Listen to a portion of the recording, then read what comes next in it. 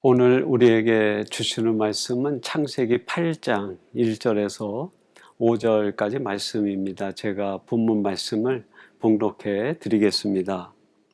하나님이 노아와 그와 함께 방주에 있는 모든 들짐승과 가축을 기억하사 하나님이 바람을 땅 위에 불게 하심에 물이 줄어들었고 깊음의 샘과 하늘의 창문이 닫히고 하늘에서 비가 그침에 물이 땅에서 물러가고 점점 물러가서 150일 후에 줄어들고 일곱째 달 곧 그 달 11의 날에 방주가 아라랏산에 머물렀으며 물이 점점 줄어들어 열째 달 곧 그 달 초 하룻날에 산들의 봉우리가 보였더라. 아멘. 오늘 창세기 강해 시간은 주신 말씀 창세기 8장 1절에서 5절 말씀을 갖고 진노 중에도 멈추지 않는 사랑이라는 제목으로 하나님의 말씀을 전하도록 하겠습니다. 노아 홍수 때 하나님께서 세상을 보실 때 세상은 죄가 관영하고 사람들의 마음의 생각이 항상 악할 뿐임을 보셨습니다. 그래서 하나님은 진노 중에 세상을 홍수로 심판하기로 결정하시고 노아에게 방주를 지으라고 명령하십니다. 노아가 방주를 짓는 기간이 무려 120년이 걸렸습니다. 여러분이 노아가 방주를 만드는 120년, 그것이 의미하는 바가 무엇일까요? 저는 그렇게 생각합니다. 하나님께서 그 악한 세상, 죄가 관영한 세상에 사랑의 유예 기간을 주신 것이 방주를 짓는 120년이다 라고 생각합니다. 그 기간 안에 돌아오라는 것이죠. 그러나 사람들은 어떻게 했습니까? 더 죄가 짙어지고 하나님을 대적하고 무시하고 악한 그 본성을 바꾸지 않습니다. 결국 그 땅에 하나님의 무서운 홍수 심판이 임하게 된 것이죠. 그런데 놀라운 사실은 이렇게 하나님의 진노 중에 홍수 심판이 임하는 그때에도 멈추지 않는 것이 있었어요. 그것이 뭘까요? 그렇습니다. 바로 하나님의 사랑이었습니다. 이런 하나님의 사랑에 대하여 요한복음 3장 16절 상반절은 그렇게 말합니다. 하나님이 세상을 이처럼 사랑하사. 여러분, 여기서 말하는 세상은 어떤 세상일까요? 악한 세상이죠. 하나님의 진노와 심판의 대상이 될 수밖에 없는 세상. 그리고 그 땅에 살고 있는 인간은 늘 하나님을 대적하고 하나님의 사랑을 외면하고 살아가는 어리석기 그지없는 사람들, 그런 사람과 그런 세상을 하나님이 이처럼 사랑하셨다는 거예요.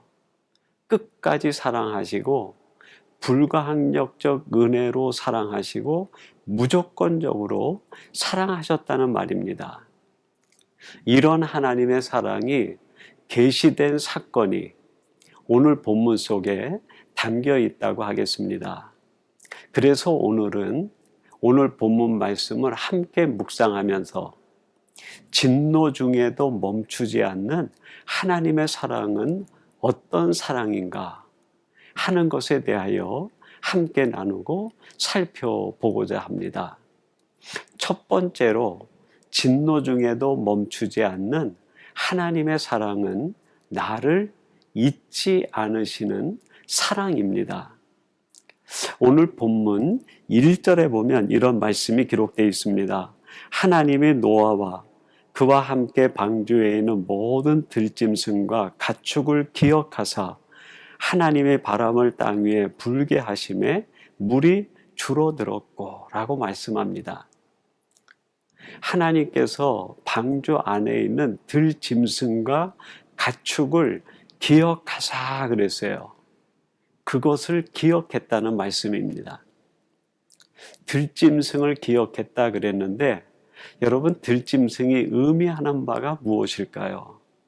세상에서 아무도 주목하지 않는, 정말 관심거리도 되지 않고 그 의미도 부여할 수 없는 존재, 사람들이 무시하고 약하게 그지없는 그 존재를 들짐승이라 이렇게 유비해 볼 수 있는 것 아니겠습니까?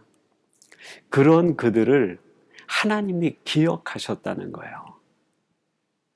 여러분, 여기에서 말씀하시는 들짐승은 어떻게 보면 오늘 이 땅을 살아가고 있는 저와 여러분을 말씀하고 있는 것 아니겠습니까? 우리들이 세상에 있으나 아무도 우리를 주목하지 않고 관심 두지 않고 우리의 존재의 의미에 대하여 그렇게 무게감을 두지 않는 소외된 채 살아가는 약하게 그지없는 우리들, 그런 우리들을 하나님이 기억하시고 잊지 않으신다는 거예요. 이것이 하나님이 우리를 향해 베풀어 주시는 놀라운 사랑이고 은혜 아닙니까? 이사야서 49장 15절은 이렇게 말씀합니다. 여인이 어찌 그 젖먹는 자식을 잊겠으며 자기 태에서 난 아들을 긍휼히 여기지 않겠느냐. 그들은 혹시 잊을지라도 나는 너를 잊지 아니할 것이라. 여인이 어찌 그 자식을 잊으며 그 태에서 난 아들을 긍휼히 여기지 않겠느냐. 그러나 혹시 그들은 잊을지라도 나는 결코 너희들을 잊지 아니할 것이다. 우리를 기억하시고 잊지 아니하시는 사랑으로 사랑해 주신다는 거예요. 여러분, 이런 말이 있습니다. 어떤 사람이 불행한 사람인가? 사랑받지 못하는 사람이다. 그보다 더 불행한 사람은 누군가? 사랑할 대상이 없는 사람이다. 그보다 더 불행한 사람은 누군가? 잊혀진 사람이다. 여러분, 이 세상에서 가장 불행한 사람은 무관심의 존재라는 거예요. 잊혀진 존재. 아무도 기억해 주지 않는 존재가 될 때 그게 가장 불행한 존재요, 불행한 사람이라는 거예요. 세상은 우리를 그렇게 잊어버릴 수 있습니다. 세상은 그렇게 우리에 대하여 관심 두지 않을 수 있어요. 세상은 그렇게 우리에 대하여 아무런 무게감을 두지 않고 자신의 생각 속에서 지워버릴 수 있어요. 그러나 하나님은 그런 우리들을 잊지 않으시고 기억하신다고 말씀하십니다. 창세기 40장 23절에 보면 요셉과 관련하여 이런 말씀이 나옵니다. 술 맡은 관원장이 요셉을 기억하지 못하고 그를 잊었더라. 이 요셉이 그 궁중 감옥에 있을 때 거기에 왕의 술 맡은 관원장과 떡 맡은 관원장이 함께 들어오게 됩니다.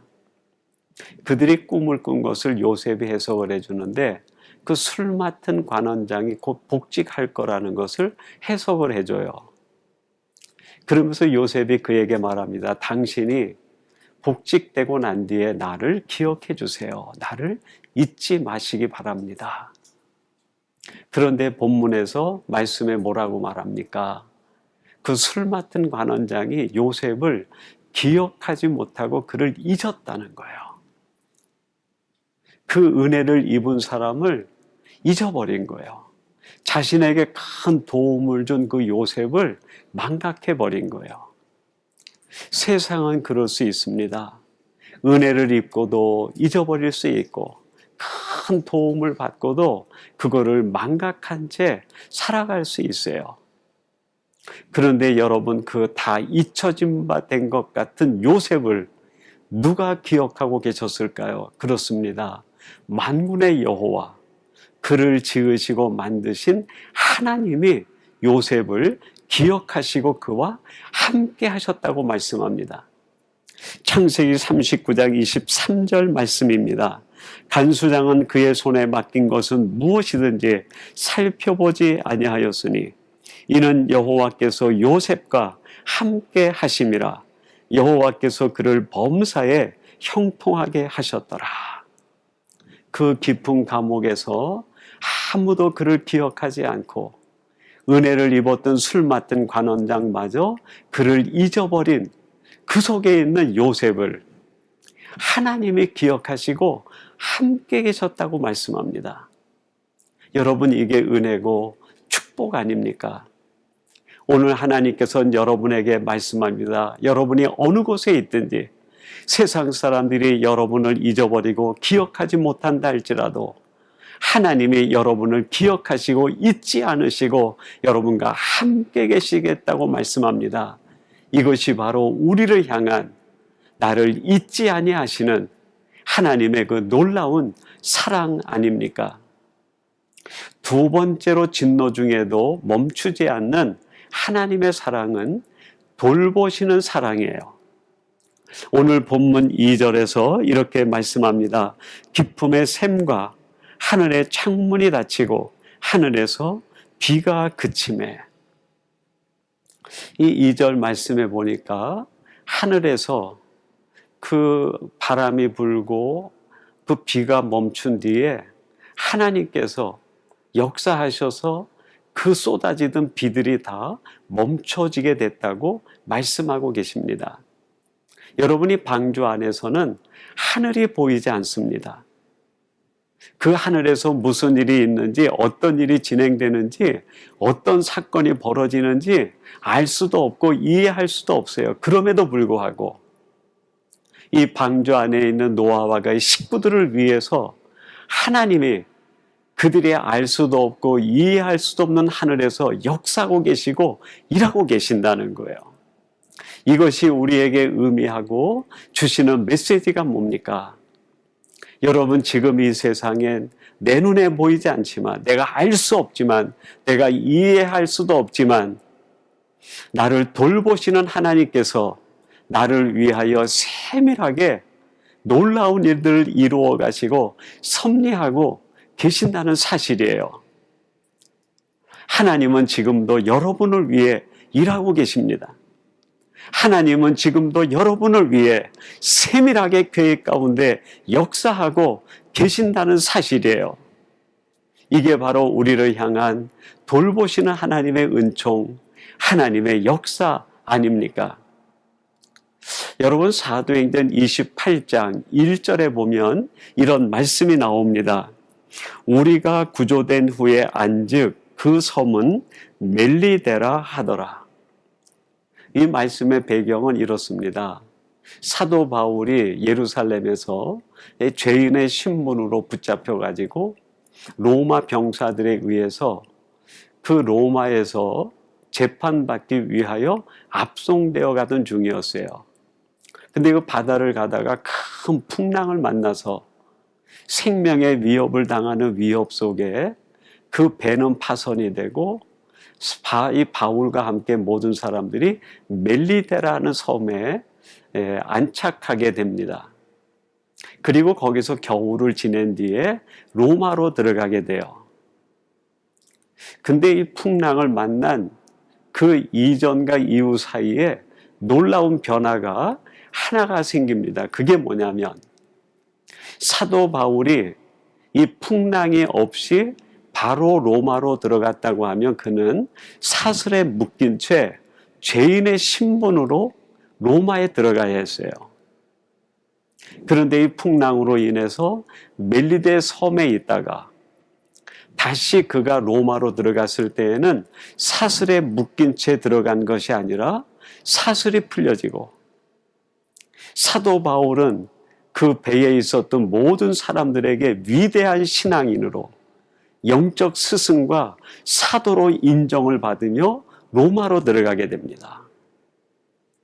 그리고 그가 로마에 들어갔을 때에는 죄인의 신분이 아니라 셋집에 거하면서 그의 집에 찾아오는 모든 사람들에게 복음을 전하는 사도적 사명을 감당합니다.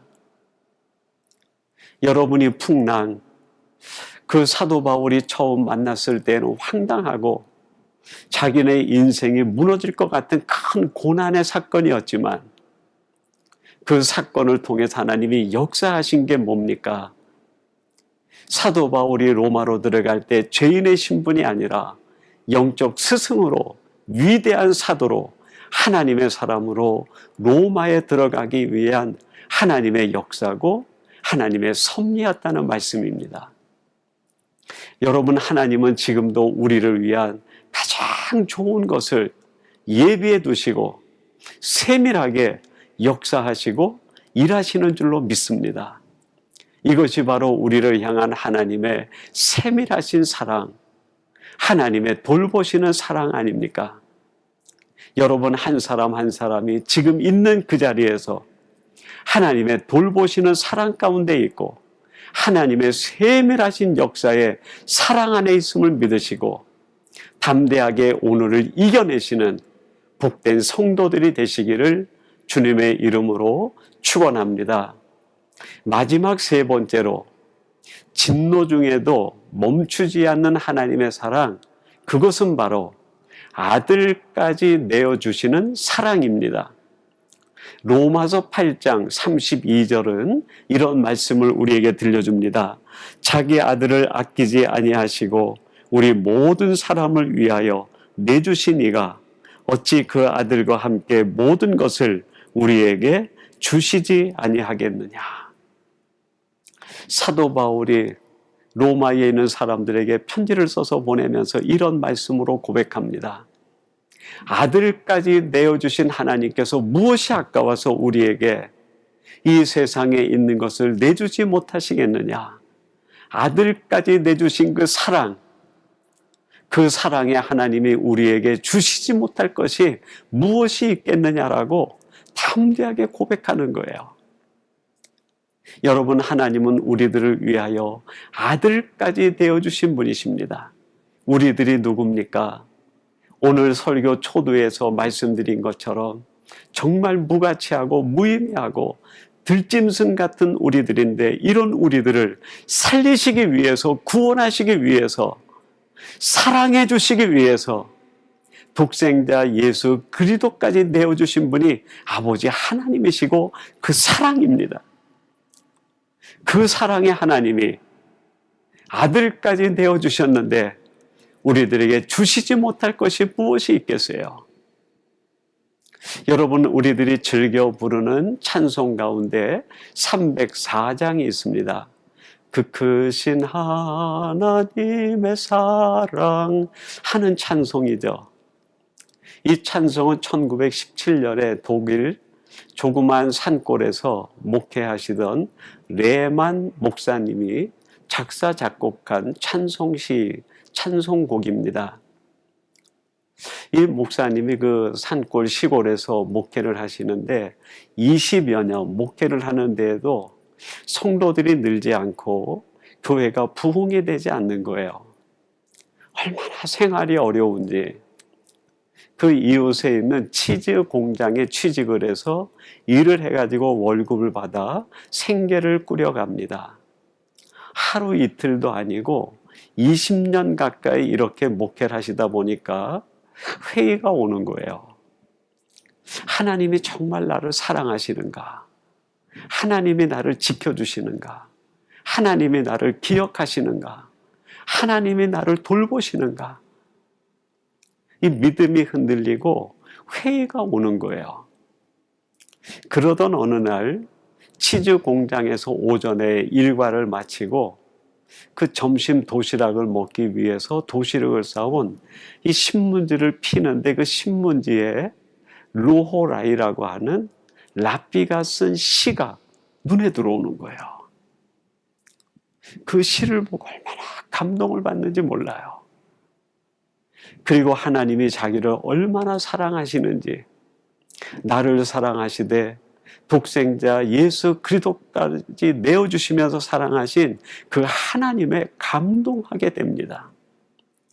그래서 옆에 있었던 레몬 상자를 끌어다가 그 위에 앉아 급히 찬송시를 씁니다. 1절은 르호라이의 랍비의 신말을 그대로 옮기고 2절, 3절은 자기의 신앙 고백을 담아 가사말을 써서 작사, 작곡한 것이 304장이에요. 하늘을 두루마리 삼고 바다를 먹물 삼아 그 하나님의 사랑을 다 기록하려고 해도 할 수가 없다는 거예요. 그래서 성도들이여 찬양하세.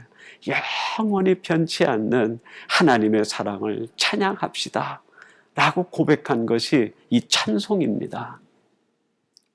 여러분, 하나님은 우리들을 위하여 독생자 예수 그리스도까지 내어주신 분이에요. 이 하나님이 우리들에게 아까울 것이 무엇이 있겠습니까? 하나님은 지금도 이 사랑으로 우리를 사랑해주고 계시는 거예요.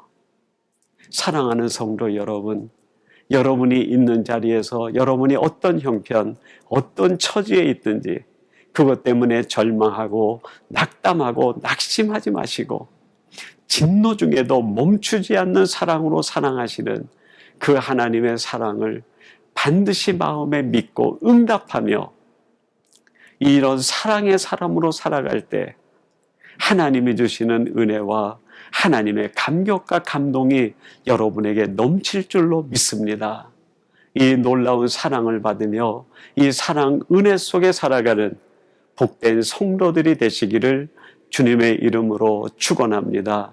우리 같이 기도하겠습니다. 하나님 아버지 감사합니다. 오늘 본문 말씀을 통하여 진노 중에도 멈추지 않는 하나님의 사랑에 대하여 깨닫게 하시고 눈뜨게 해주시니 감사합니다. 나를 잊지 않으시는 그 하나님의 사랑, 나를 세밀하게 돌보시기 위하여 내가 알 수 없고 이해하지 못하지만 지금도 일하고 계시고 역사하시는 하나님의 그 놀라우신 사랑, 무엇보다도 아무런 가치도 없고 자격도 없는 우리들을 구원하시고 새 생명 주시기 위하여 독생자 예수 그리스도까지 보내주시어 사랑해 주신 그 사랑에 감격하며 살아가는 저희들이 되게 해 주옵소서. 오늘 이 말씀을 함께 나누는 주의 모든 백성들이 이 사랑에 응답하며 살아가게 하시고 이 사랑을 날마다 누리며 살아가게 도와 주옵소서. 예수님의 이름으로 기도하옵나이다. 아멘.